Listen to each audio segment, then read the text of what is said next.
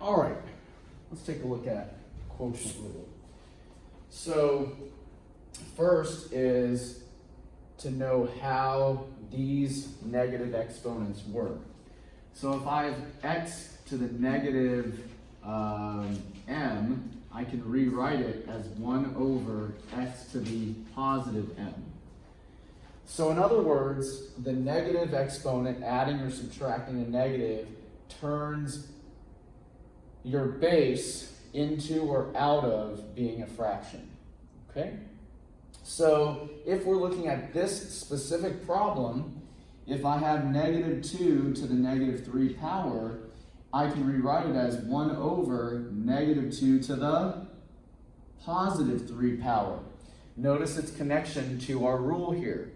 So by taking away the negative, I must convert this into a fraction. Everybody with me so far? Okay. So now from here, as a reminder, let's take a look at this. We know that any negative number to an even exponent is going to end up being positive, and any negative number to an odd exponent is going to end up being negative. Those are rules that we've discussed before. So if you look at this one, we can clearly see that this is going to be a negative to an odd power, meaning that no matter what this ends up being, this is going to be 1 over some negative number. Agreed? Some negative number to an odd power is going to end up being negative. Now, if you wanted to go a step further and go, well, 2 to the 3rd power is 8, you certainly could. But all you really need to know is that a negative number to an odd power is going to be negative, which is why my answer is going to be negative. Okay? Make sense? Questions about that at all? Okay, let's go to the next one. Looking at this one, I have a negative 9 to the 4th power. Now there's something that's very important that you take note of. Look at the previous problem, which I'm not going to go backwards to. All I'm going to do is show you this. Look at the difference between these two problems. This was the problem we just came from. This is the current problem. What is the difference between these two noticeably in the base? When I say the base, I'm talking about the number down below. The thing that you should notice immediately is that this negative 2 is in parentheses, and this 9, or negative 9, is not. When that happens, it means one very specific thing. It means you should read this as the following.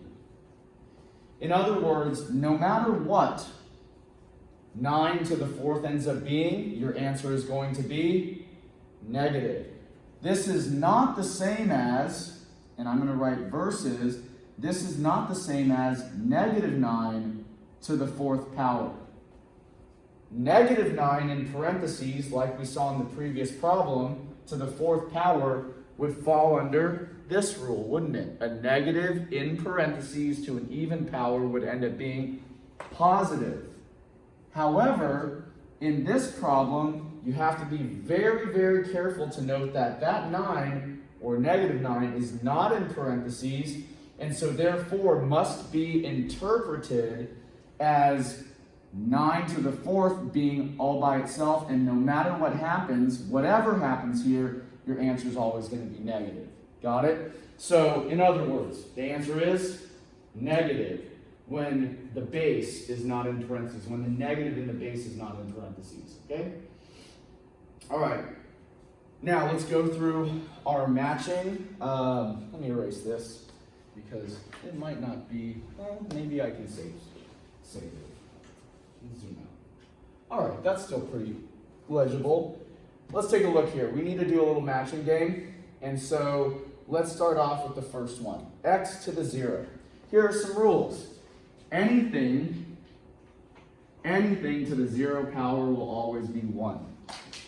Anything to the 0 power will be 1. So that is going to be what? B. Take a look here. This is 1, right? So B goes with A. You guys with me? Okay? Now, let's go to the next one. Negative x to the 0 power. Well, remember what? We just came from this difference problem, right? So when the base is not in parentheses, that means you have to read it like this, and then what? Put the negative on your answer.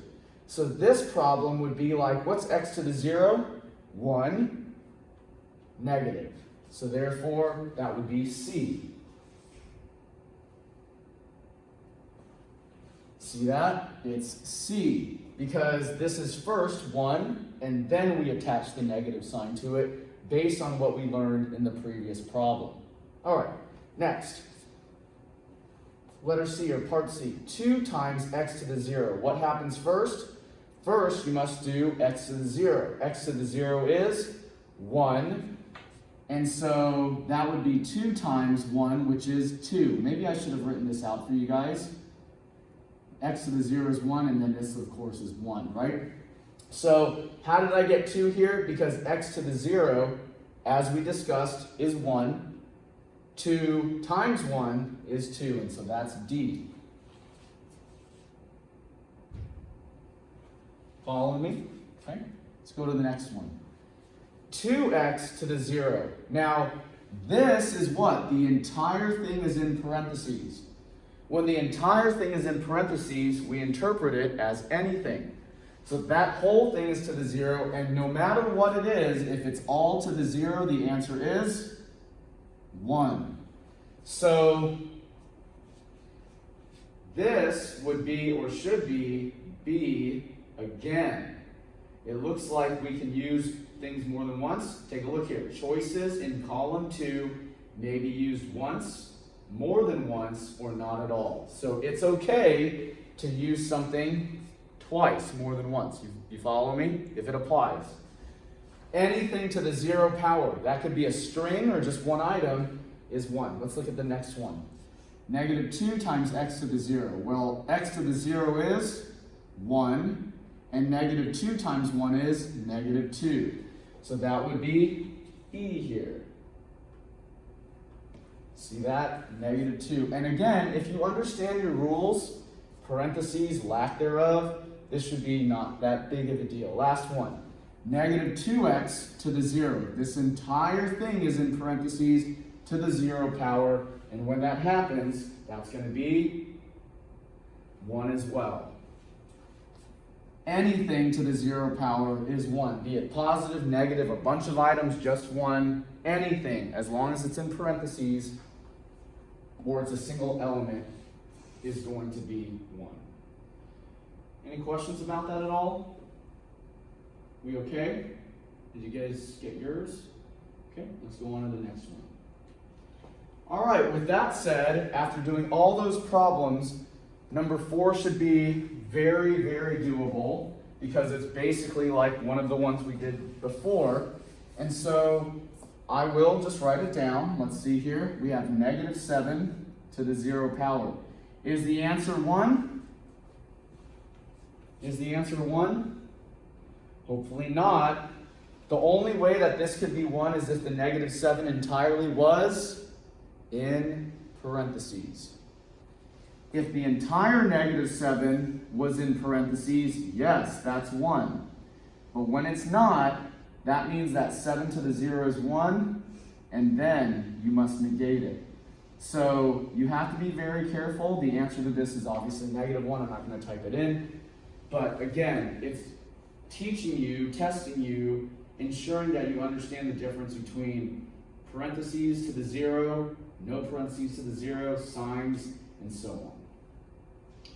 5 I just answered, so that clearly is 1, right? The answer is actually down below there. I'm going to move on. Number 6. All right, 4 to the negative 2, something new, all sort of new. So I have 4 to the negative 2 power. That's the same as 1 over 4 to the second power. Take a look there. 4 to the negative 2 is the same as 1 over 4 to the 2. So, sure enough, 4 to the negative 2 is the same as 1 over 4 to the second, the positive version of that. And then when you clean it up, and evaluate it or finish it, simplify it. 4 squared is 16, so 1/16 is your answer. I'm not going to type it in. Hopefully you guys are all right. Let me know if you have questions about it. Okay? All right, let's move on. Now, I have a little extension rule here. If I have, let's do it this way, x over y to the negative m, I can rewrite it as y over x to the positive m. So it's actually very similar to this topic here, or this skill here, or this rule here. And really, if you look at this rule, it's the following: x to the negative m over 1. If I flip things, then I can switch the sign on the exponent. Take a look here. If I flip things, I can switch the sign on the exponent. So if I look at this problem, 2/3 to the negative 2, I have 2/3 to the negative 2. That's going to be 3 over 2 to the positive 2. Okay? So see how what I did here is I applied essentially the same rule. This one's just a little bit more clear about how to handle a full-on fraction. But in the event that you have a fraction to a negative exponent, you can rewrite it as the reciprocal of the fraction, flipped, to the positive version of the exponent. And that's exactly what I did over here. And of course, you're not done yet. You need to distribute that 2 in, so that's 3 squared over 2 squared, which is 9 over 4, and that's your answer. Okay? Any questions about that at all? You guys okay? You need me to slow down?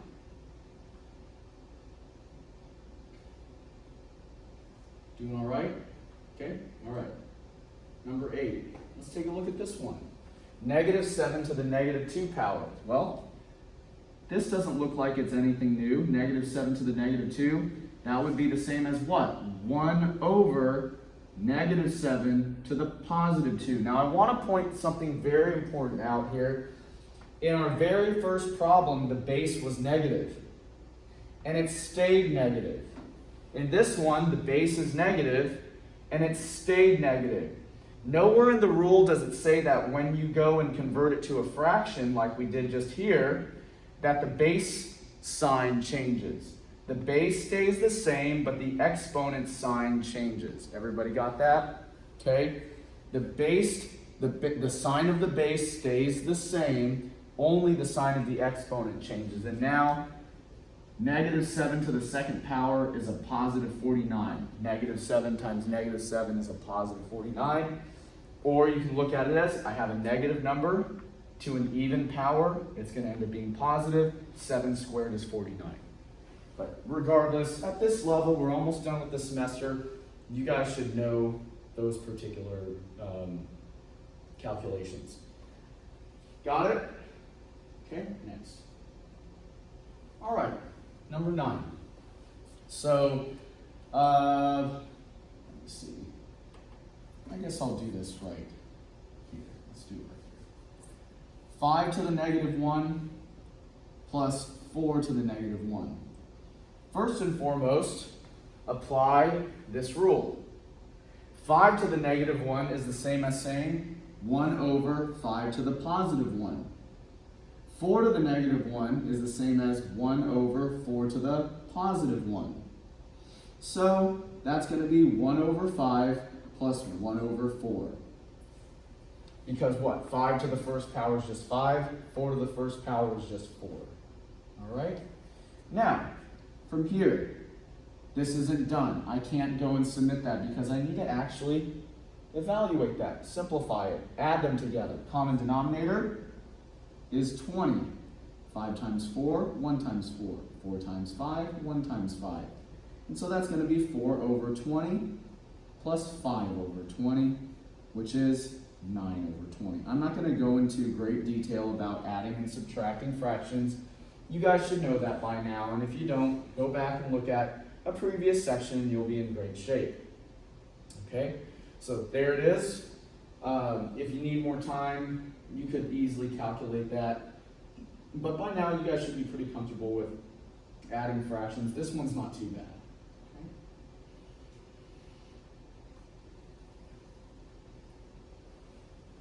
Okay.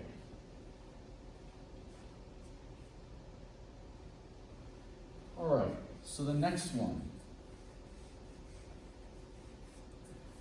Now, there's something very important that you need to know, a new rule, in order to tackle this one. If I have x to the m over x to the n, in other words, I have the same base to whatever powers they happen to be. Notice the bases are the same, x, 13, 13. What I can do is I can combine these into a single base of whatever they're the same as. So in this case, I have 13 squared over 13 to the 5th. I can rewrite it, I can combine it as all into one single 13. Are you guys following me? Okay. What else will you do? You will take the exponent that's in the numerator and subtract the exponent that's in the denominator from it. So x to the m over x to the n is x to the m minus n. So what would I do? The exponent in the numerator goes first, minus the exponent in the denominator, it goes second. Following me? Notice how I have taken this exact rule right here and transferred it directly into that problem. Okay? And so, let's do the quick subtraction. That's going to be 13 to the negative 3. Right? 2 minus 5, negative 3. Now, important note, very important note. Write your answer in exponential notation. In other words, you can write it with exponents, but the most important thing, using positive exponents. That exponent is not positive. That exponent is negative. But we've learned that if we have a negative exponent, we can rewrite it so it's positive. We've done it before. Take a look at this one right here. Negative 7 to the negative 2. We can't write an answer like that. Rewrite it with positive exponents. Rewrite it with positive exponents. Rewrite it with positive exponents. You guys seeing this? Okay? So I would rewrite it with positive exponents, just in the same way that we've seen before. So I'm going to actually type this in so that I can show you that it's no big deal. And there it is. Okay? So it's very important. Now you're starting to see the rules getting combined and building on previous rules. So just be very, very aware that you're going to use maybe a combination of rules to solve your problems. Okay, questions? All right. Okay, let's look at number 11. 8 to the negative 11 over 8 to the negative 3. And so that's going to be 8 to the what? One single. See how it's a very similar problem to what we did before? Combine them into a single base. Numerator, negative 11 minus the negative 3. You need to pay very close attention here. It's so easy to make a mistake right here. Look at the rule. Pay attention. M minus n. M minus n. If n, the exponent in the denominator, is negative, you have to make sure you're still subtracting that. Do not write it in as negative 11 minus 3. That's wrong, right? This is incorrect. You have to write it as negative 11 minus the negative 3. M minus the exact n. Watch, watch, watch very carefully. 8 to the negative 11 plus 3. Okay? Everybody with me? And so, that's going to be 8 to the negative 8. You see what happened there? Negative 11 minus a negative 3 is negative 11 plus 3. Negative 11 plus 3 is negative 8. So that's going to be, of course, I have to write it with positive exponents, always. I can't submit that as the answer, so I'm now going to bring this rule into it. Combination of the rules, 1 over 8 to the 8 power. Done. I don't know why. I could box it, but I'm not going to. I haven't been boxing. Good enough. Okay? Any questions about that at all? You guys okay? Starting to get the hang of it? All right. Number 12. Now, this is actually, zoom in. This is actually a very easy problem. And it's perfect that this one is sitting right here. I'm going to actually work right alongside it. And I've got 1 over 2 to the negative 3.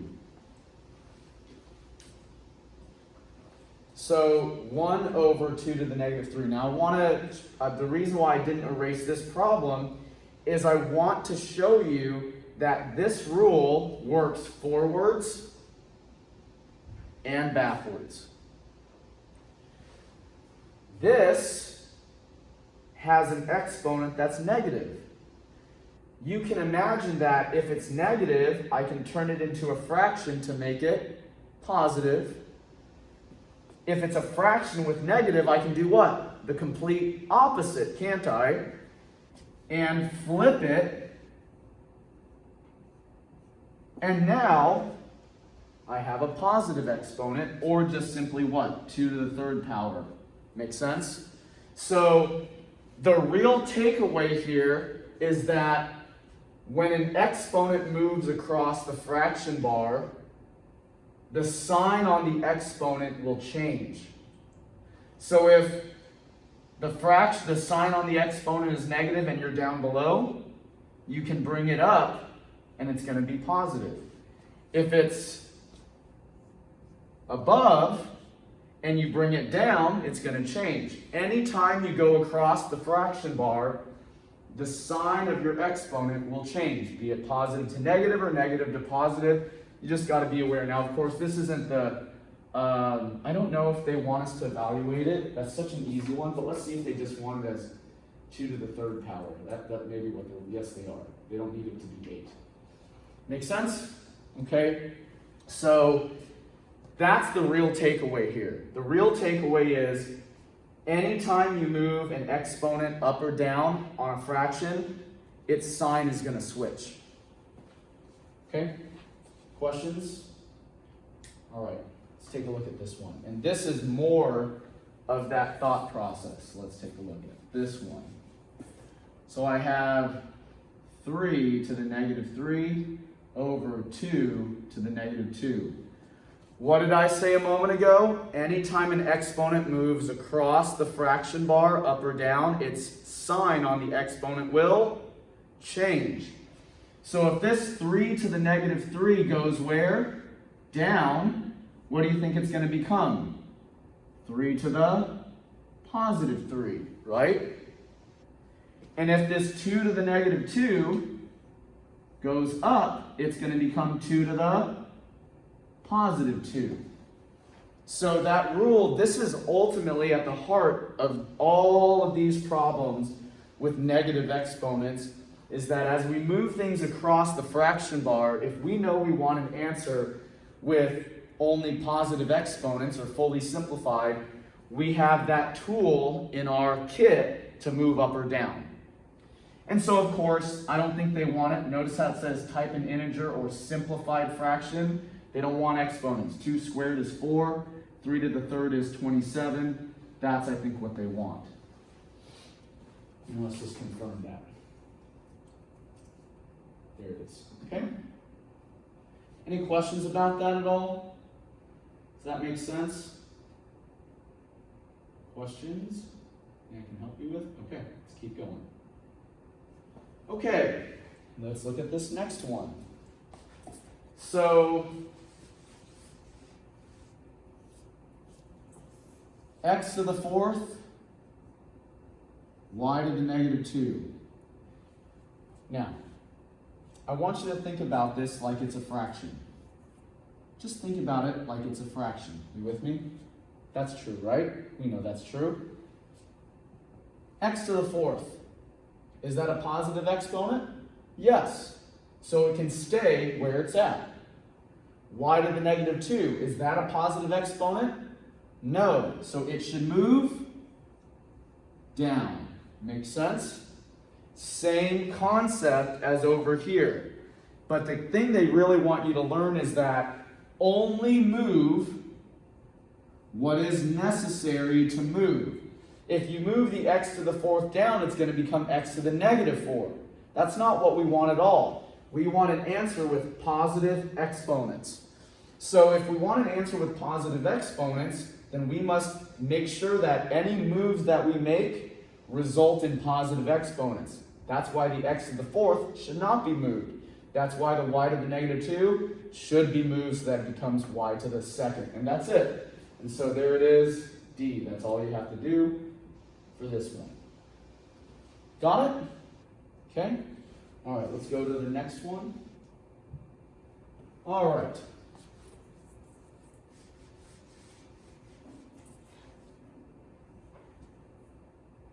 Three to the third, x to the eighth, over 3 to the fifth, x to the fifth.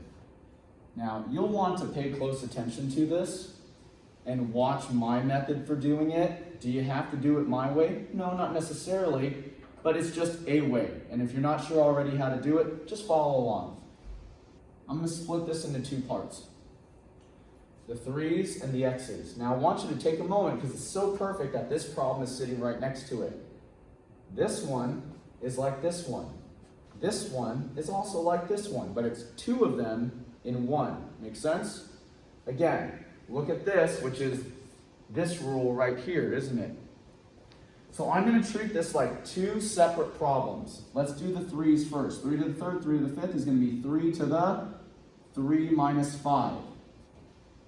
8 to the negative 11 over 8 to the negative 3, 8 to the negative 11 minus 3. It's using this rule right here, x to the m over x to the n, x to the m minus n. So what does that end up being? 3 to the negative 2. 3 minus 5 is negative 2, right? Now, let's do the x's. X to the 8th over x to the 5th is like this, is like this. And so that's going to be x to the 8 minus 5, which is really x to the 3rd. Can I submit this as my answer? No, because we always need to have answers with positive exponents. But I want you to look back and notice how this problem is very much like the problem we just came from. Which piece can I move? I can move this 3 to the negative 2 down. So my answer would be x to the 3rd over 3 squared. Again, very easy. Look at these two. This one right here is like how we started the previous problem. One of them had a positive exponent, so we left it alone. The other one had a negative exponent, so that needs to be moved down. Now, of course, I can't just leave this as the answer. 3 squared is 9, so I'm going to go and clean it up. X to the 3rd over 9. That's my answer. You guys follow me? Please ask if you have questions. Is this really hard? No, but now you're starting to really see that there's a lot of different skills getting combined into one problem. Hoping you guys are getting the right answers. If you're not getting the right answers, please ask. I'm happy to help you. Good? Okay, I'm going to move on. All right, let's go to the next one.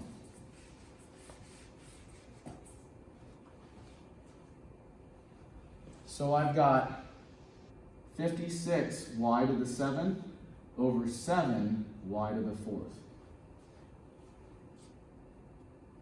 Okay, now, again, treat them like separate pieces. If I just gave you 56 over 7 as a fraction, you would know that 56 divided by 7 is 8. Everybody with me? 56 divided by 7 is 8. And then, y to the 7th, y to the 4th. I'm going to use my rule from the previous problem.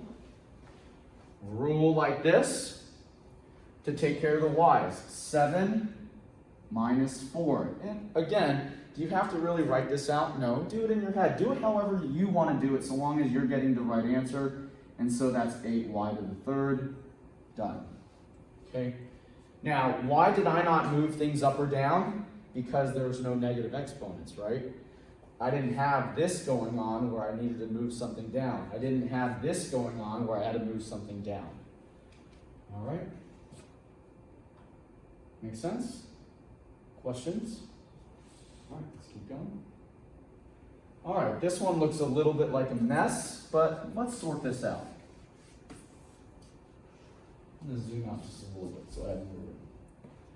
So let's see what we have to work with. D to the negative 8 times V all over 12 Z to the negative 6.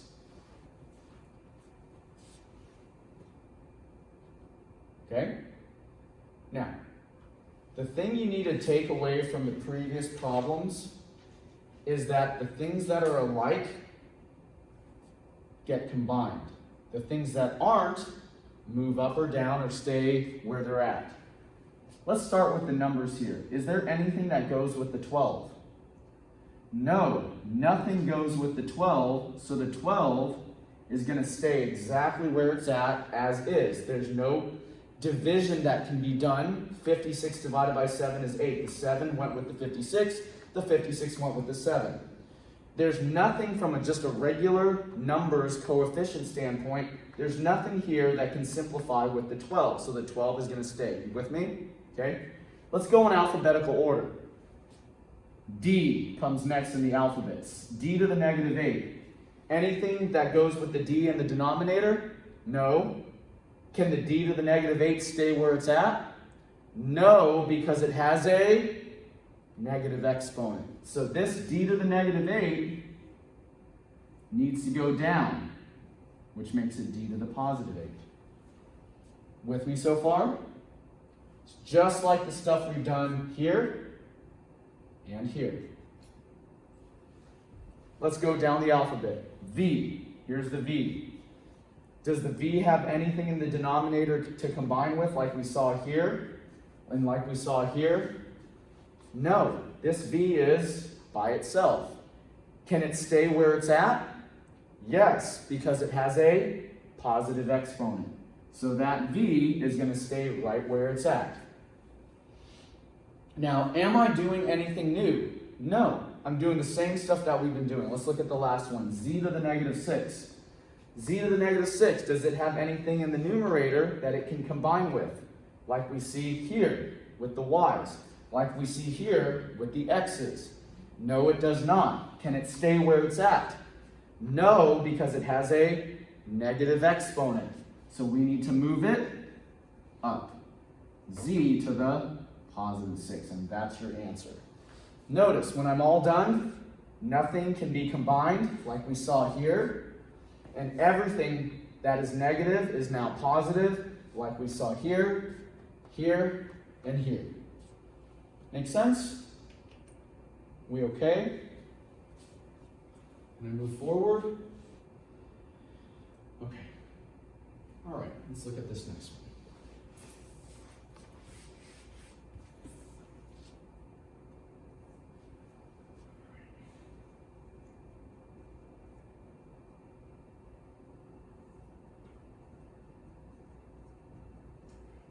All right. Now, what I want to drive home as a point to you is that this is the same concept as this. X could be anything. It could be 5, it could be 3, it could be x's, it could be y's, or it can be an entire quantity. A plus B is identical, isn't it? So A plus B is like XX, which means that we can combine them into a single A plus B. Make sense, everybody? And once you see that, then you can just make the same rule apply. M minus N. M minus N. A plus B combine into 1. M, negative 8, minus N, negative 10. Be careful. What do you not want to make a mistake of doing? Writing negative 8 minus 10. That would be incorrect. That would not be taking into account the exact thing there. So you have to make sure you do that right. So that's going to be A plus B to the negative 8 plus 10. See that? See what a big difference that ends up being? And then your answer, a plus b to the 2. Why don't I need to move it down? Because that exponent is positive when the work is all done. Now, if that exponent were negative, we'd have to drop it down underneath the 1, but it's not, so we're done with it. Got it? Does that make sense? All right, next. Zoom in a little bit.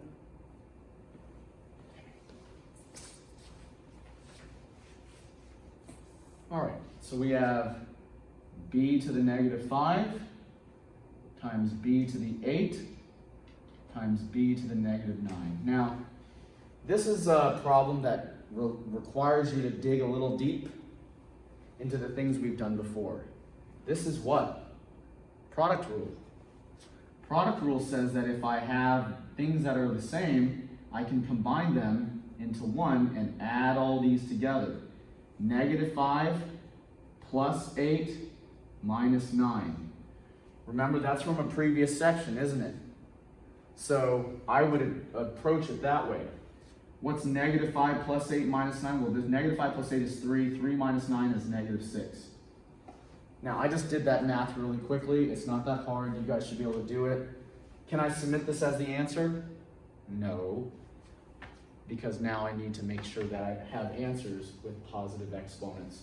So one more step, 1 over b to the 6, done. So anyways, you guys know how to do that last step. The tricky part here is recalling that there's a rule that exists to take care of that. Okay? Any questions about that? Let me know.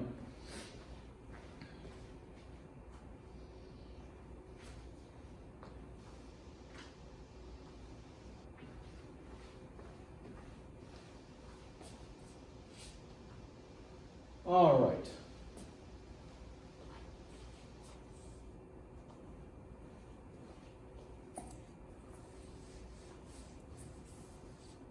So I've got, let's see here, 3x to the negative 2 over 4x to the negative 1. Now, what my recommendation here is to move these up and down. Why? Because this one's negative, it should become positive. This one's negative, it should become positive. There's a few ways to do this problem, but I would do that first. So that's going to be what? 4x to the positive 1 over 3x to the positive 2. 4x to the positive 1, 3x to the positive 2. Why? Because when I move things across the fraction bar, their exponents change signs. Now, anything to the first power is just that, anything. Now, the denominator, I would rewrite as 9x squared. Now, I'm not going to go and show you that because what is that? 3 squared is 9. X squared is x squared. I distributed that. You guys should kind of know how to do that by now. I didn't leave enough room to close out this problem. But here's what you should do next. 4 and 9, can those be simplified like we did with 56 and 7 over here? No, they can't. So they're going to stay as is. X and x squared. So with x and x squared, you can look at it just like before. Separate them. That's going to be x to the 1 minus 2. This is the power of 1. Minus 2 is x to the negative 1, which is what? 1 over x to the first. In other words, the x goes down here. That's one way to look at it. So we just did what we did over here, right? We just did that. Now, what I want to do is help you start looking at it where you don't even have to do this. Here's another way to look at it. You know that because they have the same base, that they're going to have to combine. Should they go up or should they go down? Easy. If I go up, this is going to be 1 minus 2, which is going to make it negative 1. So if this goes up, it would be 1 minus 2, which is negative 1. No. If this goes down, it would be 2 minus 1, which is 1. And that's how I know it goes, this ends up going down. If that doesn't make sense to you initially, don't stress it. Just treat it like we did before, and you'll get this right answer every time. Make sense? Okay. So there it is. There's number 20. Okay, 21. If the problems get more complicated, I'll show you this up-down method over here. If not, again, don't worry about it. It's not anything to get overly stressed out about. X to the negative 1 y over z squared, all that to the negative 2. Okay?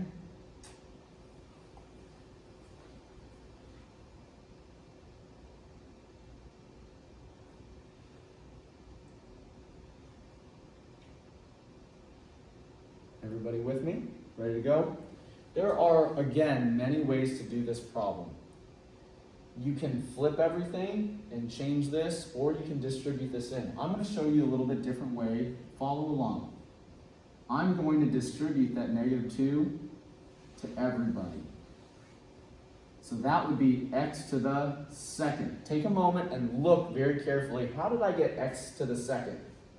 Because negative 1 times negative 2 is a positive 2. Follow? Y to the negative 2. How did I get y to the negative 2? Because there's just a 1 here. Negative 2 times 1 is negative 2.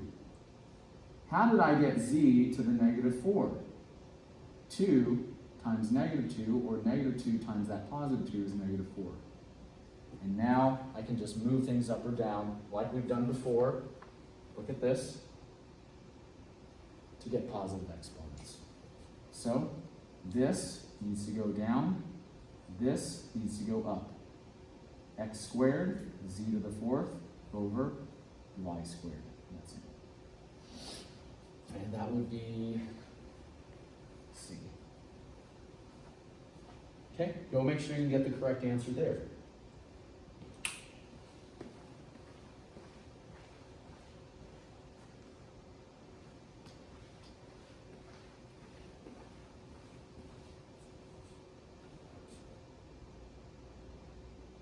Okay.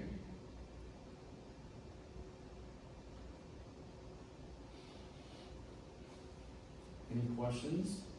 We good? Can we move on? Yes? Okay. All right, let's look at this next one. A little bit more complicated.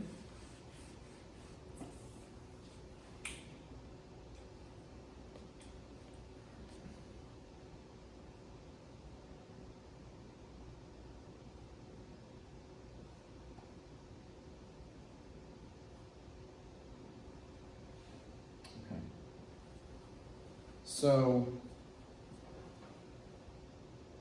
first, my suggestion is to do what we did here. Go ahead and distribute this negative 3 to the terms. Then we'll decide from there. That would be m to the negative 9. How did I get negative 9? 3, positive 3 times negative 3 is negative 9.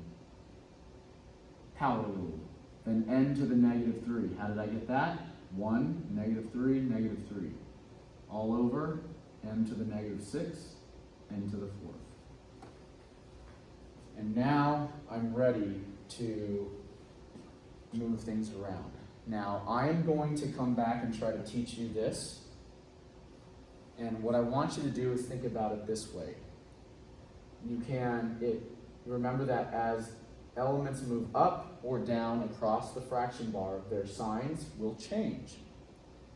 So I want you to think about this. If I want to have positive exponents in my answer, I don't want to have to do side work if I can help it. Now look, if I move this term down, it will make it negative 6 plus 9. If I move this term up, it would be negative 9 plus 6. I want to end up with positive exponents. So if I move this negative 9 down,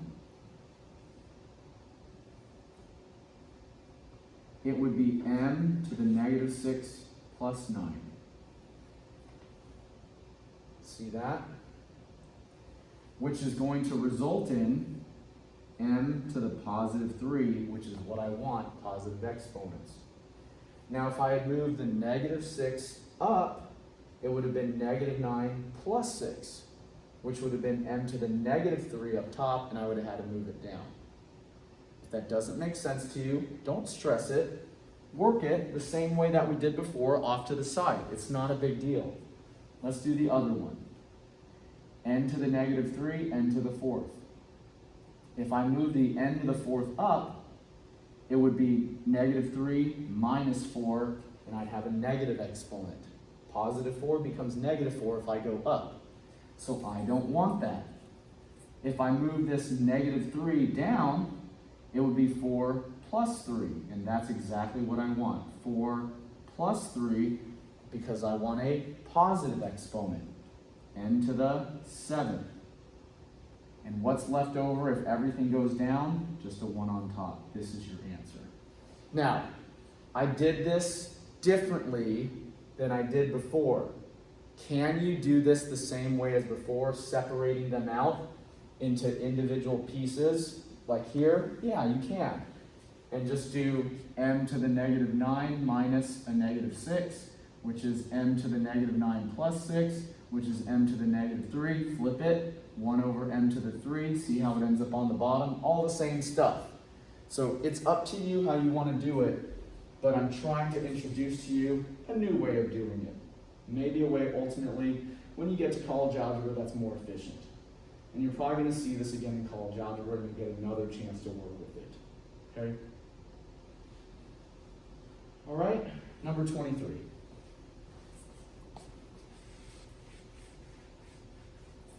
Okay. 5y to the negative 4 over 4y to the 3rd in parentheses, like that. Okay?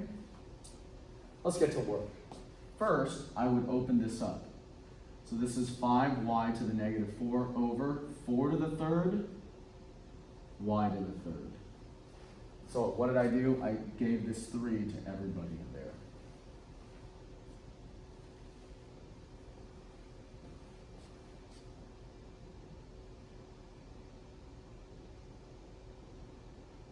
Okay, so this is going to be 5 over 4 to the 3rd, 4 times 4 times 4 is going to be what? 4 times 4, 16 times 4, 64. And now, the y's. Should the 3 go up or the negative 4 go down? The negative 4, this term, should go down. Why? Because when it goes down, that negative 4 is going to become positive 4, 3 plus 4, and that's exactly what we want. Because this 3 is already positive, if this negative 4 goes down, they'll combine, and you'll add them, and that'll give you exactly what you want with respect to a positive exponent. And so answer is A. Go make sure you can get 23 right. It's a lot of stuff going on towards the end here, a lot of problems. A lot of little things that you need to account for. Make sure you can get number 23 correct. And again, if you want, you can use that same method. Put them together off to the side. Negative 4 minus 3, move it. You can do it the same way as we did before. I'm just, again, showing you a little bit different method. It doesn't mean these have to be done that way.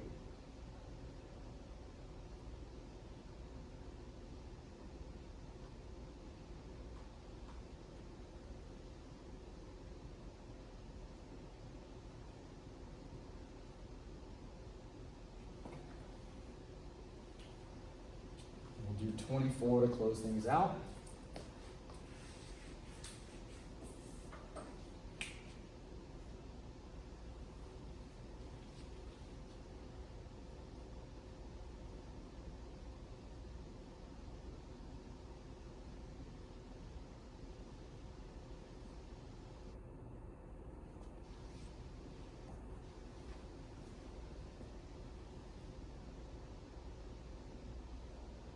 Okay, ready? Here we go. First, what I would do is distribute this negative 3 to everybody. 2 to the negative 3, x to the positive 6, y to the negative 3, over 3 to the positive 3, z to the negative 6. Now take a moment and understand, how did I get there? I just multiplied that negative 3 by every single exponent. I didn't leave a single thing out. I accounted for every term. Every single term got that negative 3. Everybody got it. I made no mistakes with my signs. I need to go back and double check it. 2 to the negative 3, x to the positive 6, y to the negative 3, 3 to the positive 3, z to the negative 6.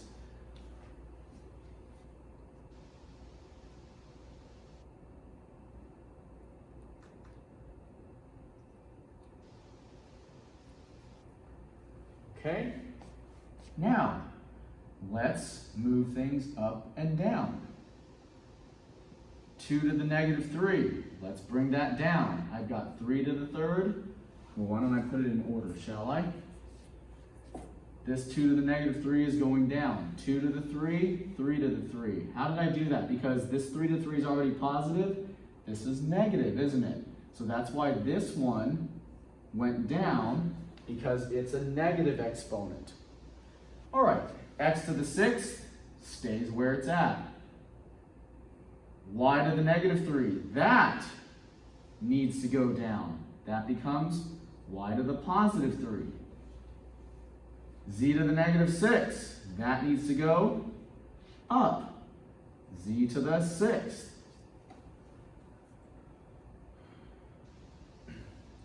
There was no combining in this particular problem because there were no extra x's, y's, or z's. So now I've got all positive exponents, and the last thing to take care of is that little bit right there. 2 to the third, 2 times 2 times 2, that is 8. 3 times 3 times 3, that is 27. I need to multiply those two together. 27 times 8 is going to be 216. I think so. So that's going to be x to the 6th, z to the 6th, oops, over 216 y to the third. Let's see.